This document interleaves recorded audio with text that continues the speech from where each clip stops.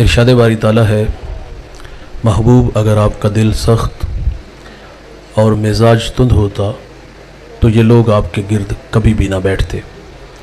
जब ग़ज़वा खैबर हुआ तो कुछ लोग पलट गए, दोबारा हुजूर की खिदमत में हाज़िर हुए तो आप सल्लल्लाहु अलैहि वसल्लम ने उफ़्व दरगुज़र से काम लिया।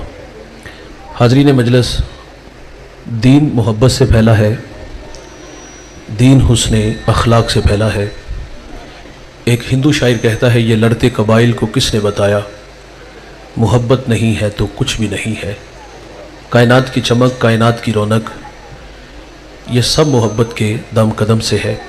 करीम आका सल्लल्लाहु अलैहि वसल्लम फरमाते हैं, तुम में अच्छा वो है जिसका अखलाक अच्छा है, और वो अच्छा नहीं है जिसका अखलाक अच्छा नहीं है।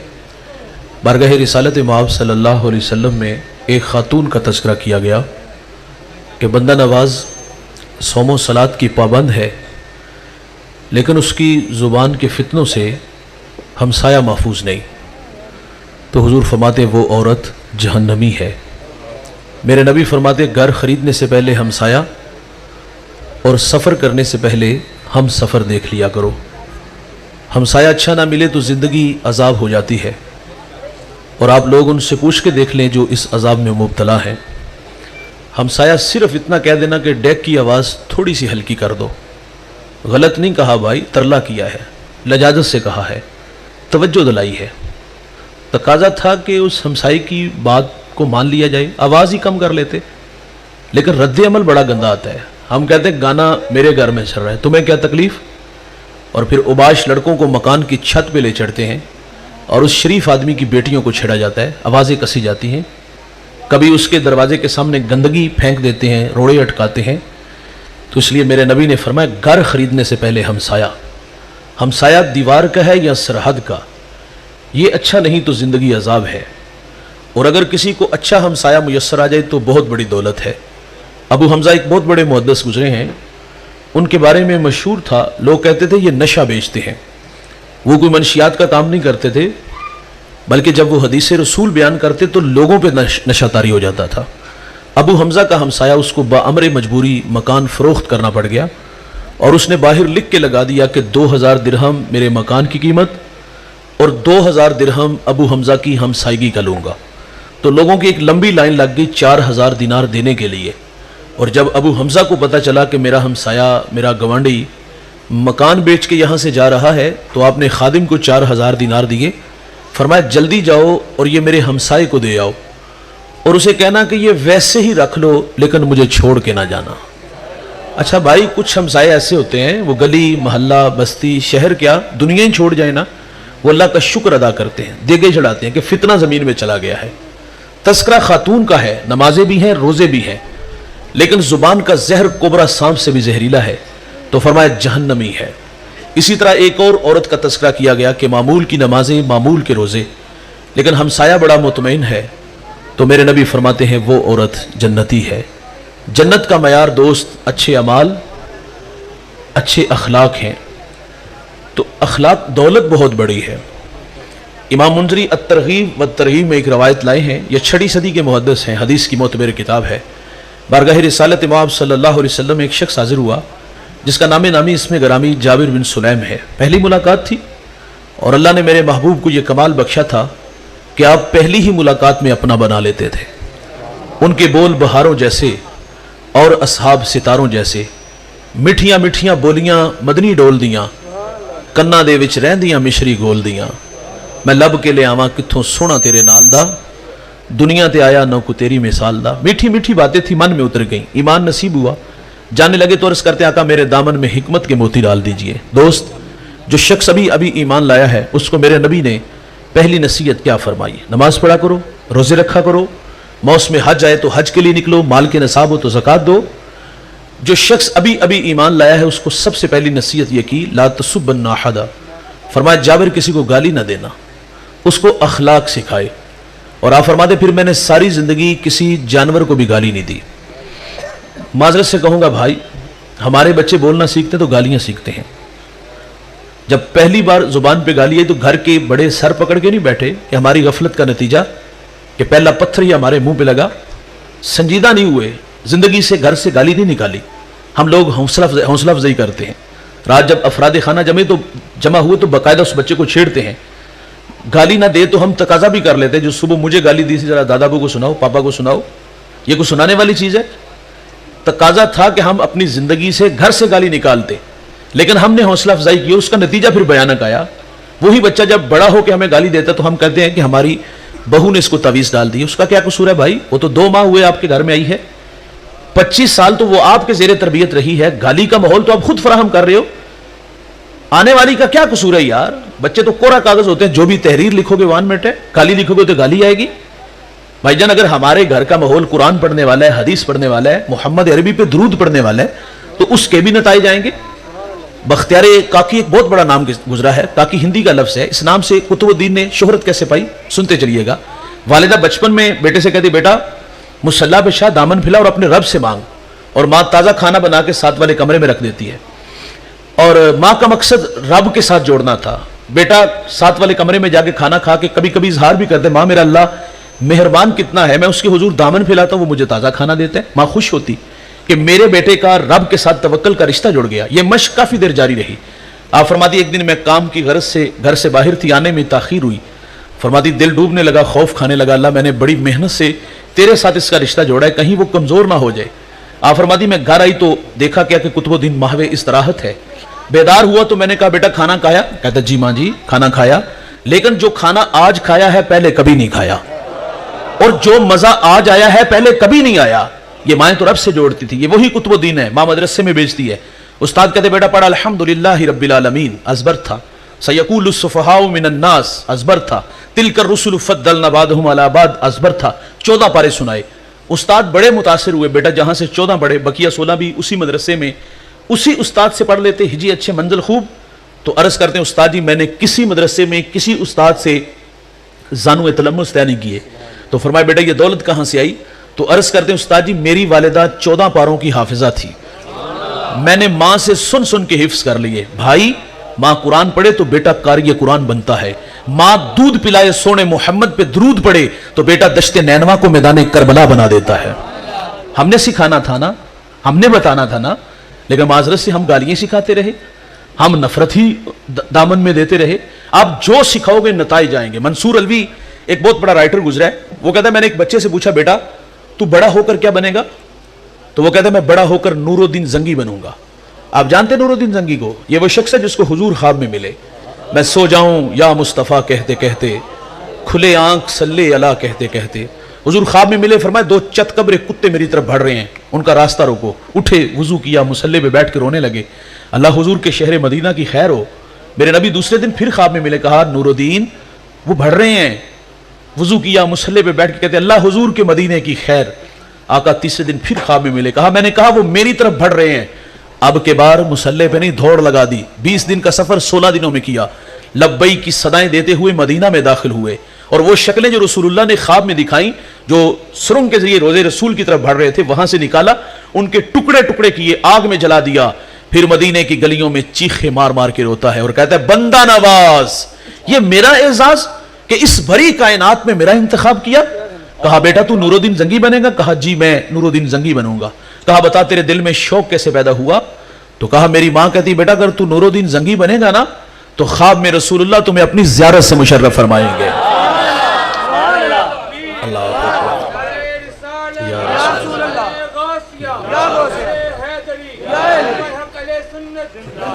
सुनते चलिएगा। एक क्लासरूम में टीचर बच्चों से सवाल करता है, बच्चों बड़े होकर क्या बनोगे? किसी ने डॉक्टर कहा, किसी ने इंजीनियर कहा। एक बच्चा कहता है, मैं बड़ा होकर सहाबी रसूल बनूंगा। झटका लगाना कि बेटा सहाबी तो वो होता है जिसने हुजूर का जमाना पाया हो, सर की आंखों से हुजूर का जमाल देखा हो। तू 14 सदियों के फासले पे खड़ा है, लेकिन बता तेरे दिल में शौक कैसे पैदा हुआ? तो वो बच्चा कहते, मेरी माँ रोजाना सोने से पहले मुझे एक सहाबी रसूल का वाकया सुना के सोती है, तो मेरे दिल में शौक पैदा हुआ मैं बड़ा होकर सहाबी बनूं। रुकिएगा, एक सवाल का जवाब दीजिएगा, क्या हमने अपने बच्चों को सहाबा की मोहब्बत सिखाई? माजरत से कहूंगा जवाब नहीं में आएगा। और हमारे पास माकूल बात हो, हम कहते हैं हमारे पास वक्त ही नहीं होता। माजरत से भाई, अगर इन बच्चों को वक्त नहीं ना दोगे तो आने वाले कल में ये बच्चे आपके हाथों में नहीं होंगे। یہ کسی اور کے ہاتھوں میں کھیلیں گے. کراچی سے اسلام آباد سے کراچی سے اسلام آباد جو تبرے بولے گئے صحابہ کے بارے میں, جو گالیاں دی گئی, آپ کو نہیں پتا؟ اگر آپ نے اپنے بچوں کو صحابہ کا پیار سکھایا ہوتا نا تو گدی سے زبان کھینچتا کہ ماں تو بچپن میں سکھا گئی. رسول اللہ فرماتے ہیں میں نے دنیا میں سب کو صلہ دیا ہے, ابو بکر کو صلہ قیامت کے دن میرا رب ہی عطا فرمائے گا. آپ جو سکھاؤ گے اس کے نتائج آئیں گے. فرمایا جابر کسی کو گالی نہ دینا. ہم سے بچوں نے کیا سیکھا؟ دیکھو پہلے 2 تھے میاں بیوی, اور تیسرا ہمارے ساتھ ہمارا بیٹا ہے یا بیٹی ہے. ماضی میں جو ہوا تلخیاں تھی, لیکن جب تیسرا آ گیا تو بھائی اس نے آپ سے سیکھنا ہے. تو ہمیں چاہیے تھا کہ ہم سنجیدہ ہو جاتے, اپنی زندگی کو خوبصورت گزارتے, لیکن ہم نے اپنے بچوں کو سکھائیں تو گالیاں ہی سکھائیں, تو نتائج بھیانک آئے. جابر بن سلیم کو میرے نبی نے پہلی نصیحت فرمائی گالی نہ دینا, اور حضور فرماتے مرغے کو گالی نہ دو. کیوں؟ فرمایا اس لیے کہ وہ تمہیں نماز کے لیے اٹھاتا ہے. جملہ رس کروں گا, فرمایا مرغے کو گالی نہ دو, وہ تمہیں نماز کے لیے اٹھاتا ہے. اور آج لوگ علماء کو گالیاں دیتے ہیں, جو لوگوں کو دین سکھاتے ہیں, جنہیں استنجا کرنے کو کبھی پتہ نہیں نا, معذرت سے کہوں گا, اس کے بھی جو منہ میں آتا ہے وہ کہہ دیتا ہے. بھائی جان جس کو مصلی پہ کھڑا کرو نا اس کی عزت بھی کیا کرو. واصف علی واصف بڑی خوبصورت بات کرتے ہیں. آپ فرماتے ہیں تسلیم کے بعد تحقیق گمراہی ہوتی ہے. پہلے تحقیق کر لو یار, اگر وہ مصلی پہ کھڑے ہونے کے قابل نہیں تو نہ کھڑا کرو, لیکن جس کو مصلی دو اس کو عزت بھی تو دو نا. جس کے پیچھے نماز پڑھتے باہر جا کے اس کی پگڑی اور اس کا جبہ پھاڑتے ہیں. تو پہلی نصیحت فرمایا گالی نہیں دینا. دوسرا فرمایا جابر بن سلیم نیکی کو حقیر نہ جاننا. دیکھیے ہم گھر سے روزانہ نکلتے, کئی بار ایسا نہیں ہوتا ہمارے راستے میں کوئی روڑا پتھر آ جاتا ہے اور ہم احتیاط سے گزر جاتے ہیں. میں کہتا ہوں یار یہ احساس کیوں نہیں روکتا کہ میرے بعد کوئی میرا آنے والا مومن بھائی اس راستے سے گزرے گا تو کہیں بے خبری میں اس پتھر سے نہ الجھ جائے. تقاضا تھا یار اس کو اٹھا کے سائڈ پہ کر دیتے. پہلی بات تو یہ ہے کہ ہم گزر جاتے ہیں, اور دوسری بات ہم کہتے ہیں اجر کی ہوئے گا. اللہ کی رحمت بندے کو بخشنے کے بہانے ڈھونڈتی ہے. ایک بہت بڑے محدث دنیا سے چلے گئے, کسی کو خواب میں ملے, پوچھا سناؤ حضرت قبر میں کیسے ہو؟ کہا الحمدللہ قبر جنت کا باغ ہے. پوچھا کون سا عمل آپ کی بخشش کا سبب بنا؟ آپ فرماتے ایک دفعہ حدیث لکھنے بیٹھا, سیاہی میں قلم ڈبویا, باہر نکالا, لکھنے لگا کہ اس پہ مکھی آ کے بیٹھ گئی. فرماتے اس خیال سے قلم کو روک لیا کہ یہ مخلوق خدا ہے, پیٹ کی پیاس بجھا لے, میں پھر لکھ لوں گا. کہتے اللہ کو میری یہ ادا پسند آئی اور اللہ نے میری مغفرت فرما دی. نیکی کو حقیر نہ جانو. اور ایک نصیحت فرمائی جابر بن سلیم, جس سے بھی ملو تو خندہ پیشانی سے ملو.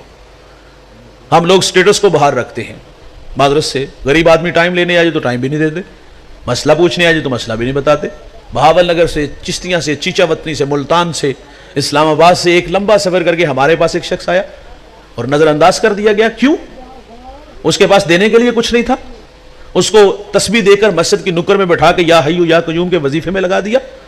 سالک جب راہ سلوک میں منازل طے کرتا ہے تو بھائی ایک سبق کے بعد دوسرا ملتا ہے, دوسرے کے بعد تیسرا ملتا ہے. اور بھائی اسباب کی تو کمی نہیں تھی, وہ تو سارے طے کر رہا تھا, پڑھ رہا تھا. وہ تو اتنا لمبا سفر اس لیے طے کر کے آیا, وہ سمجھتا تھا یہ کندھا ایسا ہے جہاں سر رکھ کے رہوں گا تو میرے کچھ دکھ کم ہوں گے.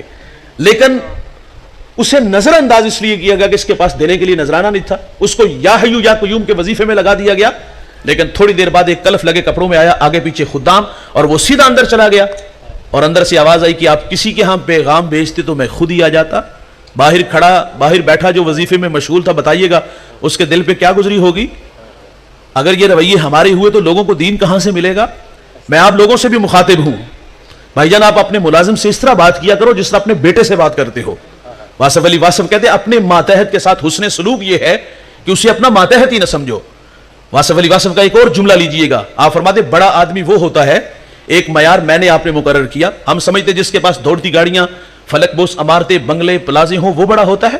دولت سے انسان کبھی بھی بڑا نہیں ہوتا. یہ اللہ کی تقسیم ہے بھائی. کسی کو اللہ نے زیادہ, کسی کو تھوڑا. جس کو زیادہ دیا اس کے لیے بھی آزمائش, جس کو تھوڑا دیا اس کے لیے بھی امتحان ہے. دولت سے انسان کبھی بھی بڑا نہیں ہوتا. یہ معیار میں نے آپ نے مقرر کیے ہیں. واصف علی واصف کہتے ہیں بڑا آدمی وہ ہوتا ہے جس کی صحبت میں بیٹھنے والے لوگ خود کو چھوٹا نہ محسوس کریں. ہمارے دیہاتوں میں, آپ تو شہر کے رہنے والے, ہمارے دیہاتوں میں کچھ لوگوں کی گردن میں سریا نہیں گاڈر ہوتا ہے, اور وہ سارا دن اسی نشے میں گھومتے ہیں کہ لوگ ہمیں بڑھ بڑھ کے سلام کریں. اور کچھ لوگ طبیعتوں میں بے نیازی رکھتے ہیں, اور اتنی بے نیازی تو ضرور ہونی چاہیے. اور ایسے لوگوں کے لیے جن کی خواہش ہو کہ یہ بڑھ بڑھ کے سلام کرے, کچھ بے نیازی سے گزر جائے نا تو وہ گزرنا ان سے دیکھا نہیں جاتا. وہ کہتے ہیں کدا پتر سی, اور جس کا بھی تھا خود سلام کر لو. عزت مانگنے سے کبھی عزت نہیں ملے. عزت دو گے تو عزت پلٹ کے آئے گی.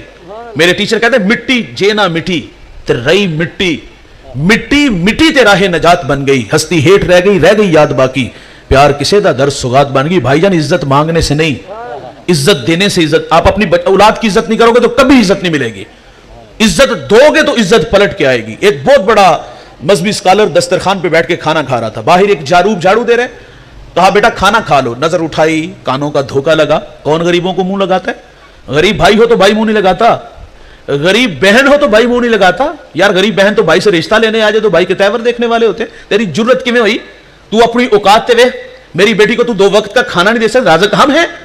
बहनें वली बनाती हैं, बहनें मां का रूप होती हैं, बहनों के हाथ भाइयों के लिए हर वक्त उठे रहते हैं।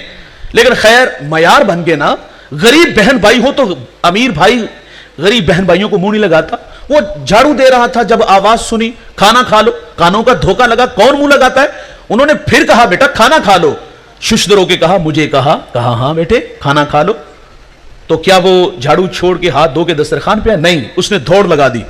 थोड़ी देर बाद वापस आया, उसके साथ उसके बीवी बच्चे थे। वो कहता है हजरत खाना बाद में खाएंगे, हम ईसाई हैं, हमें मोहम्मद अरबी का गुलाम बना दीजिए। इस्लाम पे 3 घंटे का लेक्चर नहीं, दलाइल नहीं यार, सिर्फ 2 मीठे बोल कि पुत्र खाना खा ले। खाली दामन ईमान से भर रहा है। दीन रवैयों का नाम है, अखलाक का नाम है। जिससे भी मिलो तो खंदा पेशानी से मिलो। मेरे करीम आका सल्लल्लाहु अलैहि वसल्लम ईदगाह की तरफ तशरीफ ले जा रहे हैं। सरेरा खुला मैदान आया, बच्चे ईद की खुशियों में मसरूर थे। लेकिन एक जानिब क्या देखा गया कि एक बच्चा है, तन पे पैरहन फटा, आंखों में आंसू है। हुजूर गुजरे, एक कदम रुके, फरमाया बेटा आप क्यों रो रहे हो? शायद कि पहचान ना सका। अर्ज करते फला गज़वे में मेरे वालिद हुजूर के साथ थे, शहीद हो गए, मैं यतीम हो गया, वालिदा बेवा हो गई, माँ ने दूसरा निकाह कर लिया, सौतेले बाप ने माल पे कब्जा किया और मुझे धक्के दे के घर से निकाल दिया। मेरे नबी फरमाते बेटा क्या तू इस बात पे राजी नहीं कि मोहम्मद तेरे बाप लगे, आयशा तेरी माँ लगे, फातिमा तेरी बहन लगे, अली तेरे चचा लगे, हसनो हुसैन तेरे भाई लगे। वो बच्चा कहता है ये रिश्ते मेरे। मेरे नबी फरमाते आज से ये सारे रिश्ते तेरे। तो उसने कहा अगर ये मेरे रिश्ते तो मुझे और क्या चाहिए। हुजूर उस बच्चे को लेके घर आए, खाना दिया, लिबास दिया, उंगली थामी और ईदगाह की तरफ तशरीफ लाए। सरेरा जब खुला मैदान आया तो बच्चे फटी निगाहों से देख के कहते हो भाई अभी रो रहे थे, अब फख्र से कहते हैं मैं भूखा था खाना मिला, मैं नंगा था लिबास मिला, मैं यतीम था अब्बू जी मोहम्मद मिले, आयशा माँ मिली, फातिमा बहन मिली, अली चचा, हसन हुसैन भाई मिले। वो कहता है अब भी मैं रो। ये है अखलाक, ये है दीन। इमाम राजी एक यतीम को बयान करते हैं, वालिद दुनिया से चला गया, माँ के तन पे जो कमीज थी वो जगह जगह से फटी थी। माँ से कहता है माँ अगर आप इजाजत दो तो चचा से कमीज ले आऊं। माँ ने कहा बेटा तू अरब की रवायत से वाकिफ नहीं, चचा कमीज नहीं देगा, धक्के देगा। बच्चा था, बचपने की मासूमियत, माँ से मोहब्बत में उलझा, क्यों नहीं देगा, वालिद का भाई है, बहुत सारे हक हैं। माँ ने रुखसत दी और माँ जानती थी कि इसके साथ सलूक क्या होगा। इसने जाकर के दस्तक दी, अंदर से चचा नहीं चचा के बेटे आए, उनसे बातें करने लगा। क्या कहा? चलो बाहर खेलने, कल का कोई प्रोग्राम बनाने गया था? नहीं भाई, वो क्या किसी मुफक्किर ने कहा था कि गरीब की जवानी जंगल का फूल और सर्दियों की चांदनी यूं ही बेकार जाती है। यार गरीब को तो जवानी में बाल संवारने का भी मौका नहीं मिलता। ईद वाले दिन आलू छोले नहीं बेचता, गुब्बारे बेच रहा होता है, पापड़ बेच रहा होता है। यही कहा होगा ना कि तुम्हारी चच्ची के तन पे कमीज जगह जगह से फटी है और मैं सवाली बन के आया हूं, एक कमीज दे दो। ये बातें हो रही हैं। इतने में चच्चा आया, अपनी दहलीज पे अपने भतीजे को देखा। क्या बिछड़ा भाई याद आया? क्या आंखें नमनाक हुई? क्या दिल में कोई गदाज उतरा? क्या शफकत के बाजू फैले? हमने पढ़ा है दोस्त। उसने अरब की रवायत नहीं तोड़ी, अपने बच्चों को पिछले कमरे में भेजा और यतीम को धक्का देते हुए कहता है मनहूस पलट जा, कहीं तेरी नहूसत की वजह से मेरे बच्चे यतीम ना हो जाएं। आप गीना दिल टूट गया, आंखों से आंसू बह निकले। आका फरमाते जब यतीम रोता है तो अल्लाह का अर्श भी कांप उठता है। वो दुखता हुआ दिल लेके वापस पलटा। सरेरा हुजूर के गुलाम से मुलाकात हुई। कहा पुत्र किसने रुलाया? कहा अरब की तलख हवाओं ने रुला दिया, यतीम हूं और चचा से फेंटी खा गया। कहा बेटा घबरा नहीं, वो आ गया है इस दुनिया में जो दुखियों के दुख बांटता है, जो बेसहारों को सहारा देता है।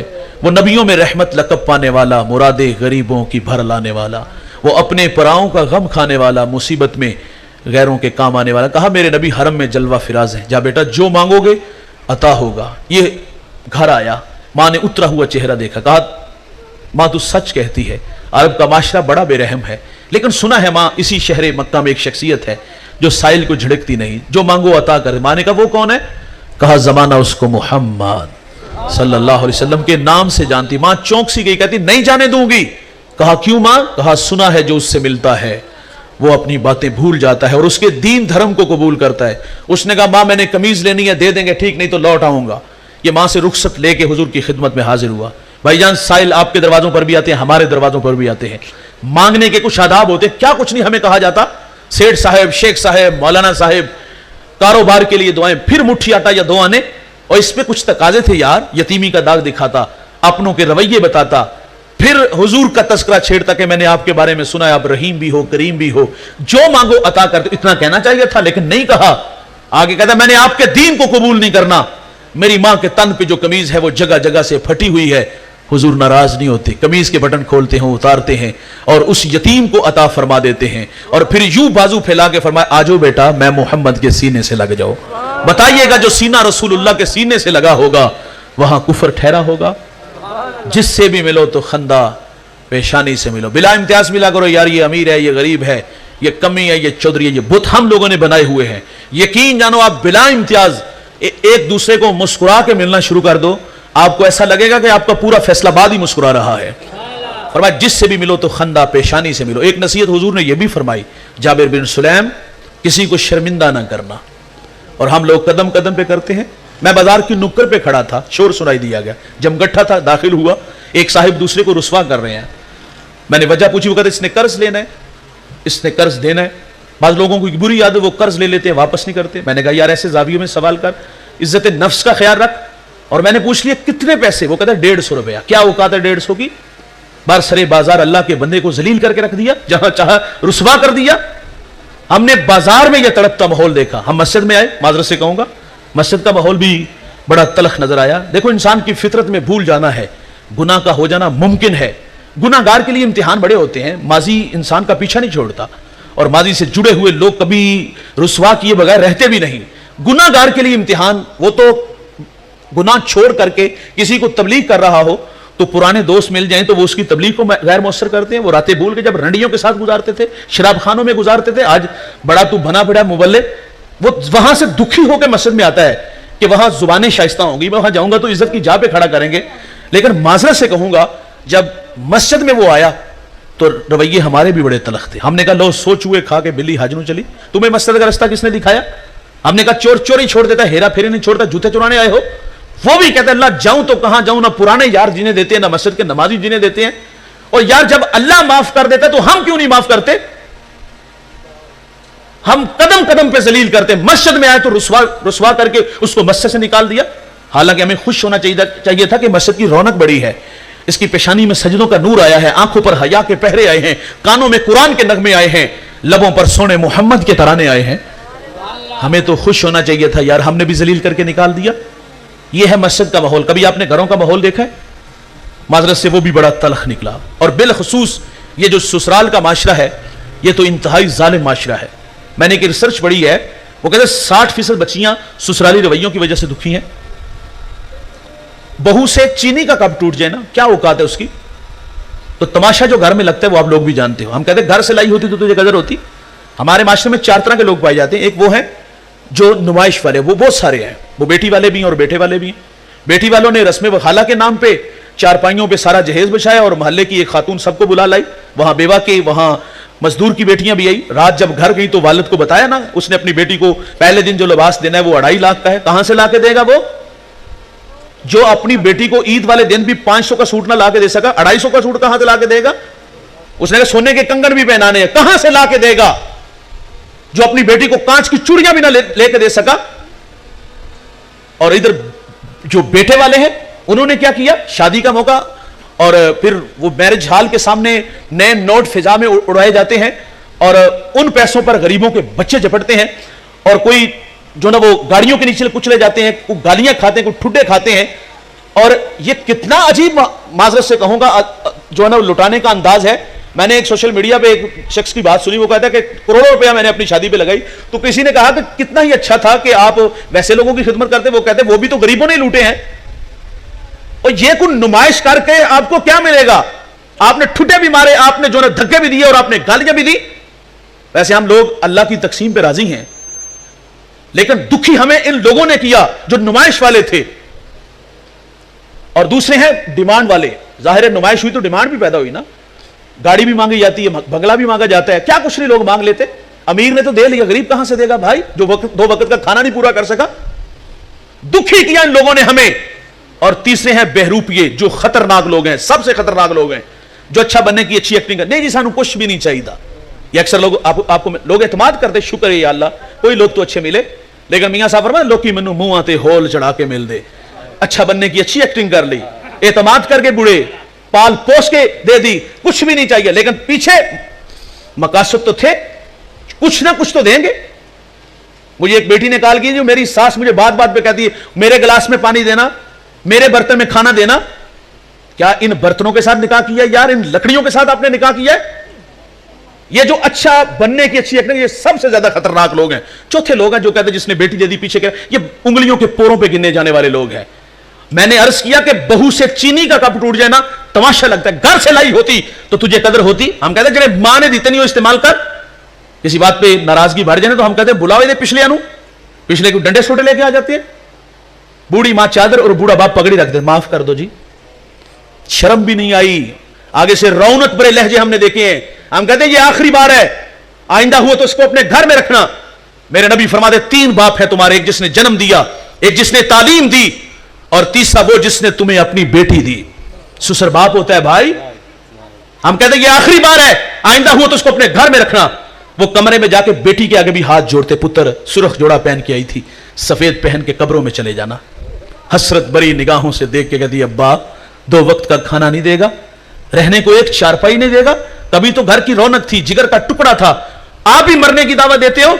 वो समझा के जाती, अगर तू तलाक लेके आ गई ना, तेरी 2 बहनें घर में बैठी, कौन रिश्ता देखने आएगा।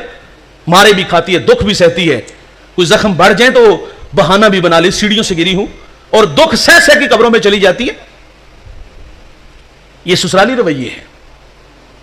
और हमारे जवान कहते हैं कि तुम मेरी वजह तो रह रही है, इसमें कोई शक नहीं। उसने माँ बाप बहन भाई सहेलियां छोड़ी तेरी खातर, लेकिन तेरी खातर उसने तेरे पूरे घर की गुलामी की।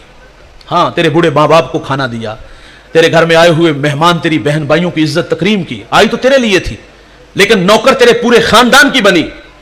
और आगे से क्या करें, ये मेरी वजह से है, वरना घर वाले तो कहते उसको फारिग कर, गुड्डी गुड्डी का खेल है, ये टिश्यू है जिसे यूज किया और फेंक दिया।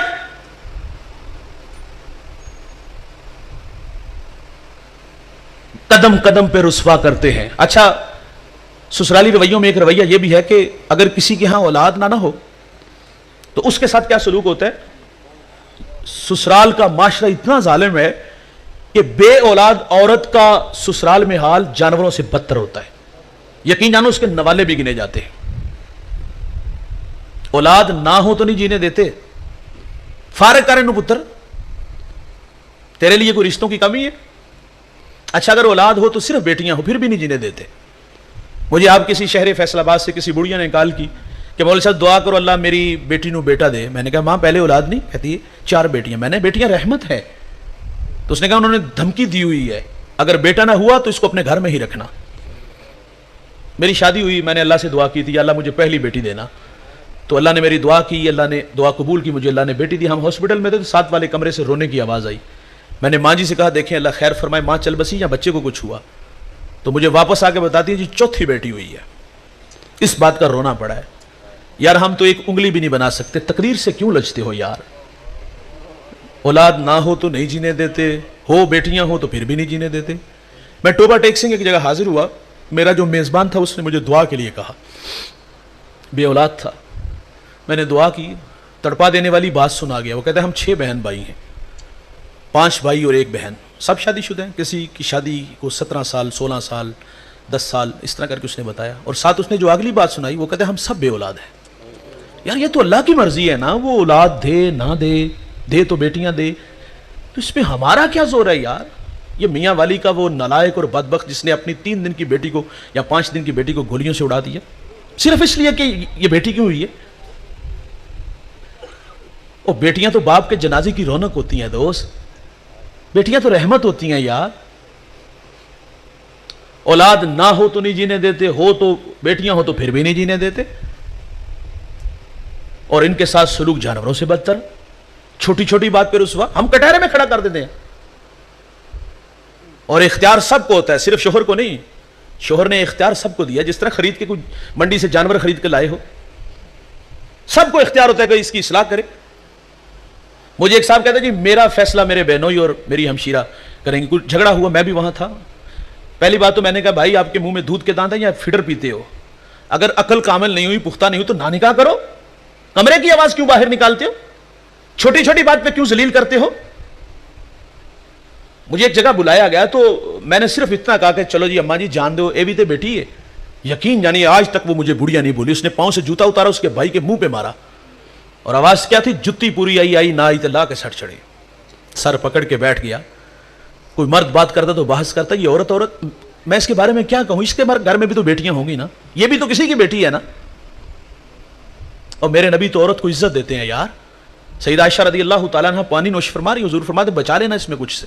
انہوں نے بچا لی. حضور فرماتے آپ یہ بتائیں کہ آپ نے کہاں ہونٹ رکھ کے پانی پیا؟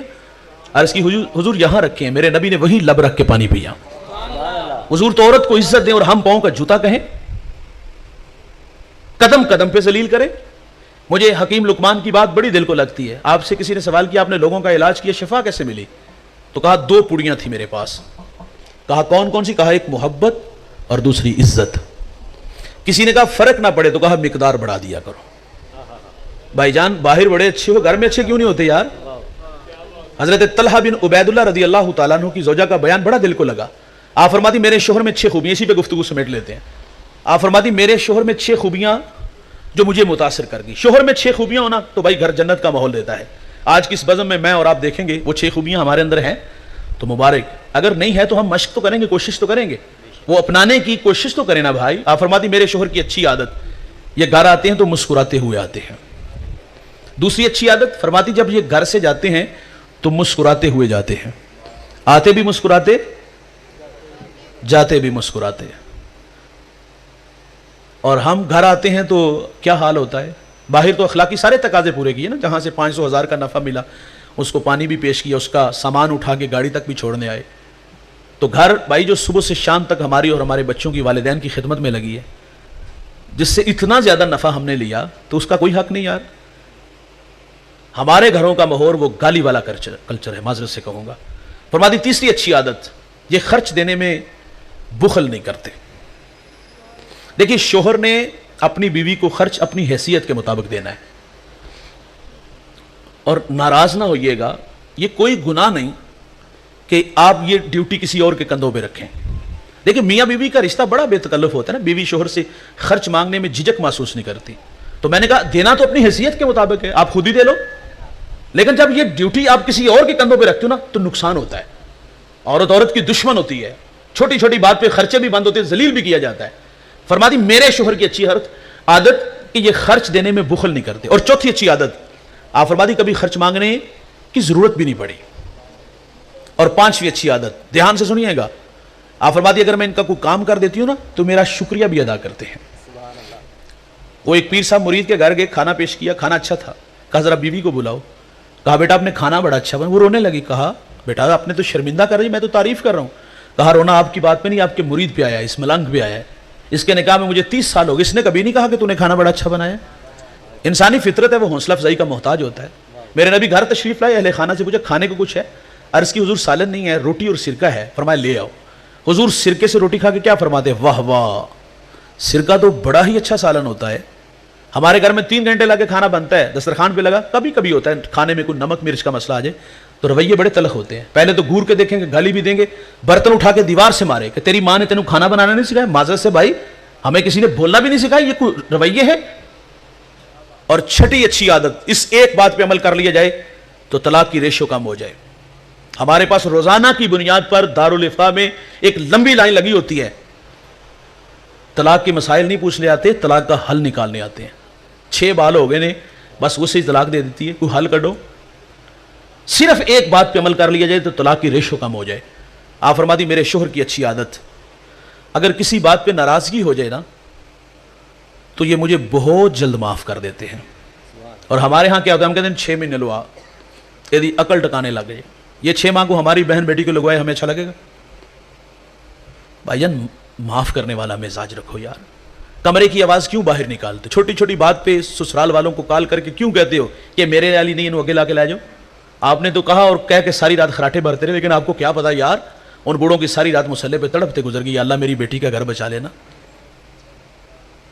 معاف کرنے والا مزاج. میں نے ایک بزرگ کو پڑھا ہے, بیوی بڑی تلخ زبان تھی, محلے داروں نے کہا جان کیوں نہیں چھڑا لیتے؟ کہا ایک خوبی ہے اس میں, ایک خامی نہیں بھائی, ایک خوبی. لوگ ایک خوبی بھی زندگی گزارتے. کہا وہ کیا؟